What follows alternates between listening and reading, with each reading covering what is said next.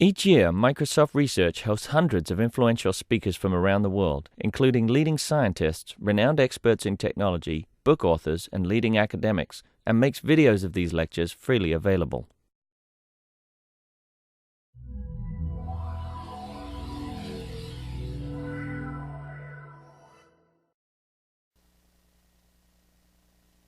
Couple of applications that we've been working on, I guess, for some time now. And I guess the commonality in them is that they're sort of integration projects. One of them, SciVee, is really about the idea of integrating traditional scholarly output, papers, posters, and the like, with rich media.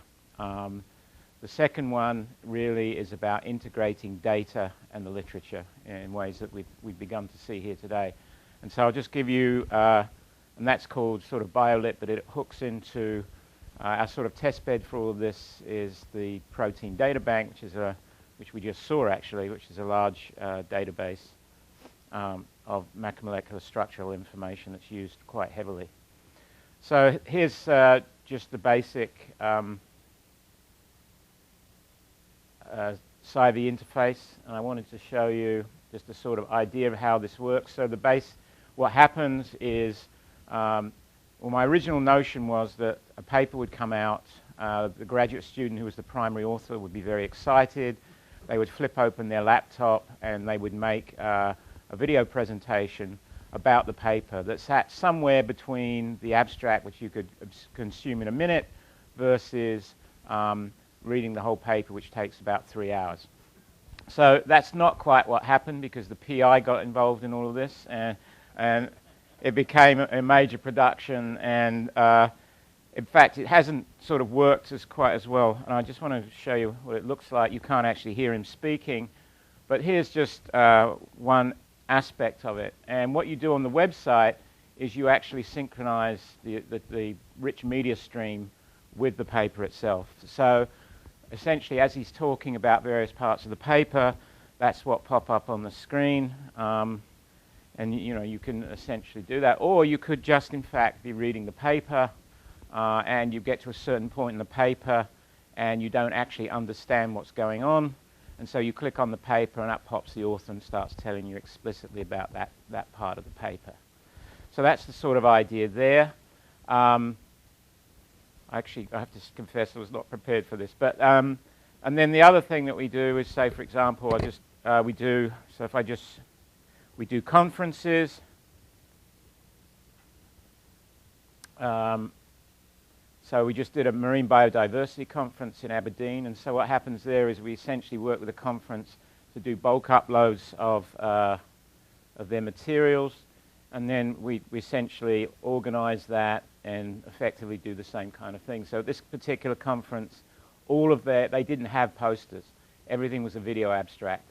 And so that you could actually look at them and talk to the people at the meeting, or the white screen, or you could you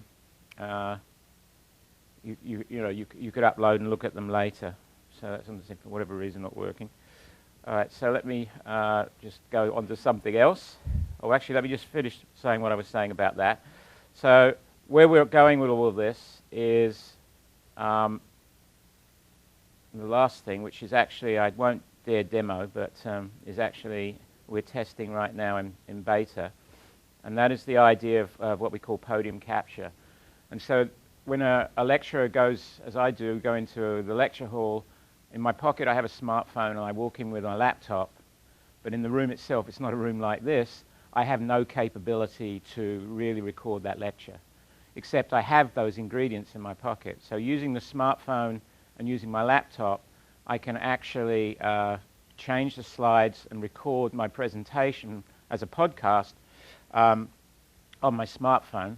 I have my slides, and then at the end of the presentation, I press a button, and that uploads a synchronized version, because as I've changed the slides, I'm recording a file that maps the timeline to the slide numbers. By the time I get back to my office, I have a completely uploaded, integrated lecture. Now, the students like that, because there's no way that they're going to listen to me waffle on for 50 minutes in a lecture. What they really want is they want to be able to just select. So they use the slides as a table of contents. They go to the particular slides, they click on that slide, and they hear what I have to say about those slides. So there's nothing revolutionary about this. The idea is just to be able to do it very simply with the tools that you have in your pocket. So that's actually working on Windows, and we'll be making a first release of that in the next month or two. The final thing I wanted to show you was really about, again, a different integration project. In this case, it's the BioLit project. So BioLit is very similar to what you saw before, except this is working on the open access corpus. So effectively what it does, and let me just do let's see. I'm just selecting a paper. So it's actually selecting a paper from the open access corpus, in this case PubMed Central. And what it's doing is effectively semantically enriching that article in ways that you've seen already. I don't claim that this interface is actually particularly useful. The point what we do here is we actually provide web services which actually, for every paper that's in PubMed Central that we can actually pass, little dig there, we actually do this kind of semantic markup against a whole series of ontologies, but also against a whole set of different biological databases. In this case, this is the biomedical literature. So in this case, you see that these are all references to the PDB that appear in this one paper. When I go there, I can see one of them, and then when I click over, it's the sort of kind of thing that you saw before. You get this, all this other information about that particular structure. So it's made a web service call to the PDB to get hold of that information. So it's sort of, it's what we've seen in some cases already. It's integration of data and databases with the literature. But of course, you can go in the other direction. I'm doing all this on the fly, which I actually think, from our point of view, is equally useful, is that I can actually go from a database. So here's the PDB. It's used by about 200,000 scientists a month. And I'm just bringing up a structure here. And you see that there's actually a literature tab associated with that structure. And when I click on that, it's going to essentially give me an interrelationship between a set of data and whatever literature exists about that data. So here's the usual sort of stuff extracted from PubMed.